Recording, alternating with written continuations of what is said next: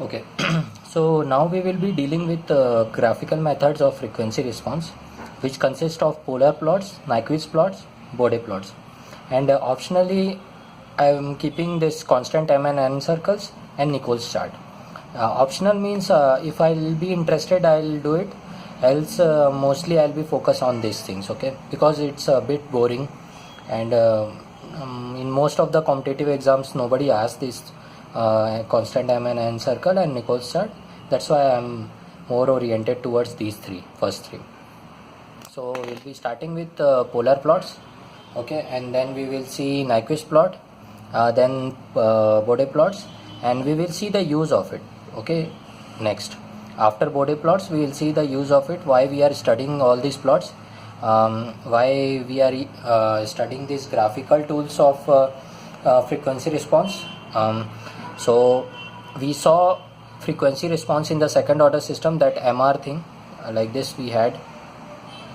So here we had omega R, then here MR was there, and then omega B was there. So that was one part of frequency response.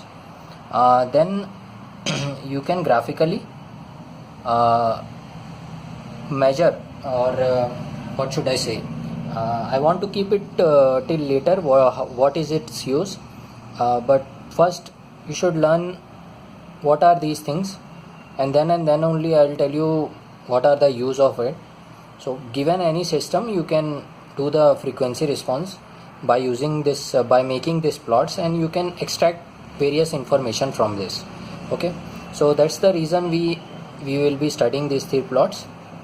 Mind you, we had a time domain methods where root locus, we already learned Routh-Hurwitz table, and then frequency time domain responses, we saw response plots of second order like this, we had, right?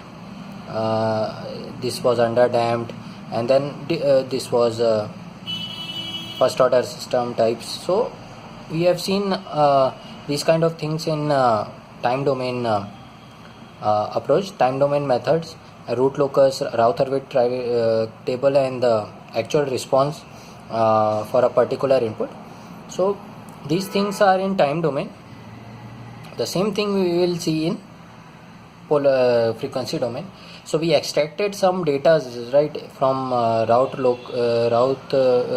locus. We were able to see how the roots are going, whether it's underdamped, overdamped, and all. So we were able to extract some information from root locus. From Routh-Hurwitz criteria, we are able to judge whether for what value of k, for what range of values of k we find it marginally stable, unstable, like sort of things we have seen. In time domain response plots, we saw for different inputs, we saw different kind of output curves, and we were able to come up with those time domain parameters as well, like peak response, peak time, delay time, rise time, and also we were able to extract data basically from time domain methods. Okay, some data. Similar thing we will do with frequency domain plots as well.